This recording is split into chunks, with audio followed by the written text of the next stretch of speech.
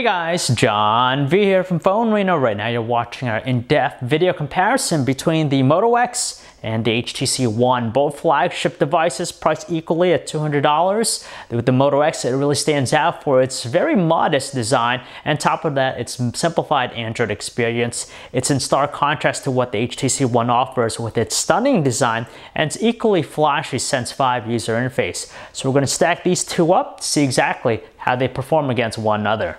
We'll give our nods to the HTC One for having the more attractive design between the two. That's because of its brushed aluminum casing. It does give it that added sense of sturdiness too, and that premium element that the Moto X kind of lacks.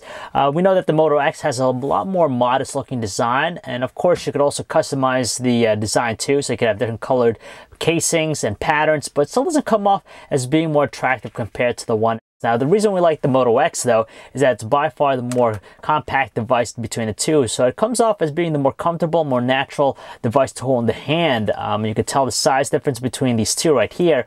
They both have that pronounced curved casing with their backs, so they do offer really nice contours we hold in the hand. It's a matter of preference whether or not you prefer the premium element attached with the HTC One X or the more compact form factor of the Moto X. Interestingly enough, both handsets feature 4.7-inch displays, but they use different resolutions and technologies.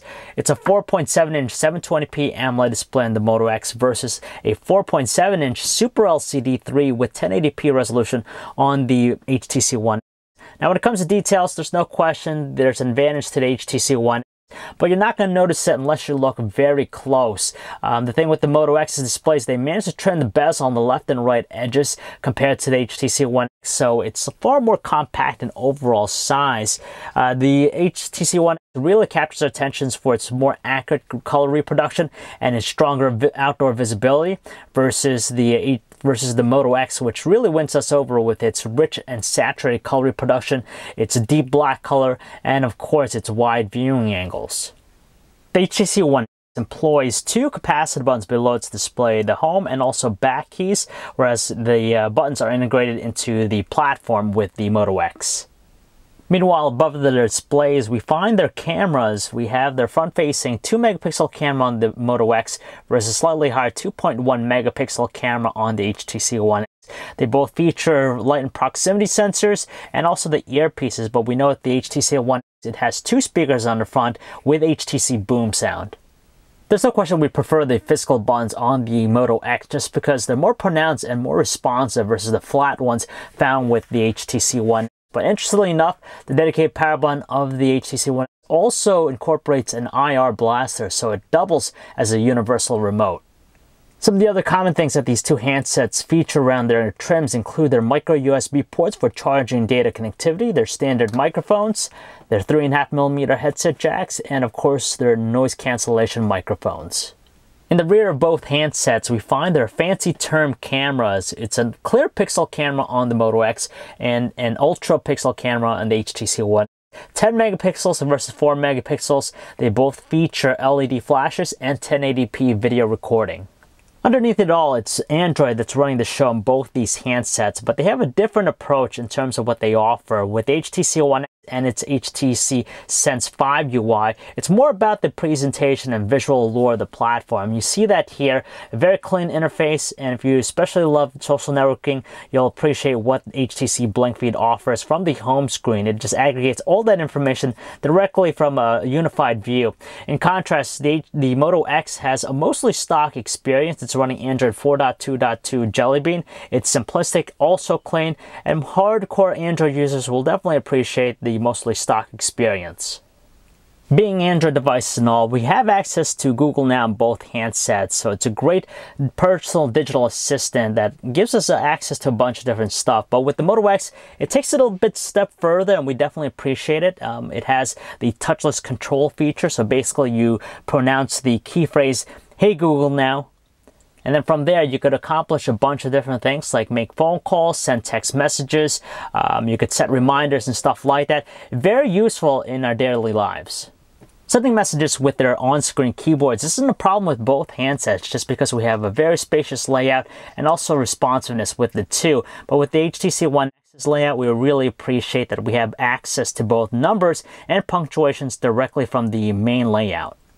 It's a dual-core processor versus a quad-core processor, so right at the bat, most people would argue that the HTC One would have the superior performance, but that's not the case. Just because as we look here, we do notice that there's a little bit more snappiness going on with the Moto X's performance. It's powered by a 1.7 GHz dual-core Qualcomm Snapdragon S4 Pro processor with 2 GB of RAM, whereas the HTC One is powered by a beefier 1.7 GHz quad-core Qualcomm Snapdragon 600 processor with 2 GB of RAM. Quite frankly, when it comes to similar tasks, they both exhibit the same level of responses. So kinetic scrolling, pinch zooming, opening up applications, stuff like that. They both are on the same page to one another, so there's not necessarily one that's outclassing the other. But it goes to show that the Moto X with its dual-core processor still is good enough compared to the quad-core one in the HTC One. Surfing the web is such a breeze for both handsets, and we don't find one to be better than the other just because you have the same features. You have 4G LTE connectivity for fast page loads, you have tight navigational controls, and also instant rendering on the fly, so there's not really one that really captures our attention over the other. The Google Play Music application is preloaded with both devices, so there's no difference with presentation or functionality, but as an alternative with the HTC One, you have the Sense music player, which is still very pleasing. As far as the overall audio quality between the two, we're going to go with the HTC One, both with the speaker and also 3.5mm headset jack, just because it wields two speakers with HTC Boom sound, so it has a more commanding presence. And with Beats audio support, you definitely also notice its amplified tones with its 3.5mm headset jack. Both smartphones are more than ample for the task of watching high-definition videos. You could tell their playbacks are smooth and no stutter or lagginess associated whatsoever. But we're going to give a slight advantage to the Moto X just because of its color reproduction. Those saturated colors really stand out, and that's despite the fact that the HTC One has the higher resolution display. It's all about simplicity for the Moto X when it comes to the camera experience. You can tell by the UIs between the two, it's very uncluttered with the Moto X. On top of it, you don't have as many features or shooting modes. You have things like HDR mode, a slow motion video mode, and panoramic. That's pretty much the extent of its offerings. In contrast though, the HTC One has a ton of stuff that'll really appease hardcore shutterbugs out there. You have all these different shooting modes, you have some manual controls, and on top of that, when you do take photos and you go into the gallery, the gallery itself will have HTC Zoes, which basically compiles a bunch of, basically a 30-second clip of all the photos and videos you've taken and does it automatically for you. It's the clear pixel camera versus the ultra pixel one. 10 megapixels, 4 megapixels. Strangely enough, the qualities are pretty much on the same level to one another. One is great for outdoor usage where there's plenty of lighting. The other is good for indoors where there's lower lighting. So with the Moto X here in this shot, it definitely delivers the sharper looking details between the two. The HTC One just has a little bit more of a speckle looks, fainter, so you don't have as many fine details in the shots. But in contrast though, when we take them indoors under low lighting conditions, we definitely notice that the HTC One proves to be the better device between the two. We could see here how we're able to make out some of the finer details with the HTC One's camera. So it just a matter of preference whether or not you take more outdoor shots or indoor ones. When it comes to their 1080p video recording quality, this time it is a tie. We don't find one to be better than the other. Very pleasing visuals overall, smooth panning too, good frame rate. The exposures on both seem to be a little bit on the gradual side, so nothing too sensitive. And overall, we really can't complain of what we see on both handsets. We're going to go with the HTC One when it comes to call quality just because voices are loud and clear through the earpiece and also speakerphone, whereas with the Moto X, it tends to have a little bit more robotic tone more than anything else. In our experience using the two, battery life is pretty much on the same page to one another. We're able to get by through one solid day of normal usage.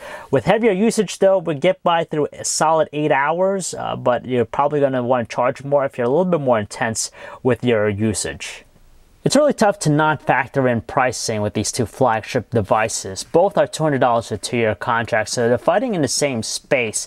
But when you throw in the fact that the HTC One has the higher specs, the more attractive design, and the inclusion of that IR blaster, it seems as though it's packing a little bit more bang for the buck over the Moto X, which has more modest specs to it, and design isn't as eye-catching compared to what the HTC One's packing. But that's the beauty about the Moto X. It doesn't really try to inundate us with a ton of things. It's more about the simplicity of running the Android experience, and we see that with things like active display, touchless controls, and even some of the other Motorola enhancements that we find like Moto Connect, Moto Assist. Stuff like that just makes the Android experience work on an everyday basis. So the two are different when it comes to their Android experience and even the way they're designed, so they cater to different individuals. So if you want to learn more about either devices, guys, you can check out our website, PhoneArena.com. John V. Thanks for watching.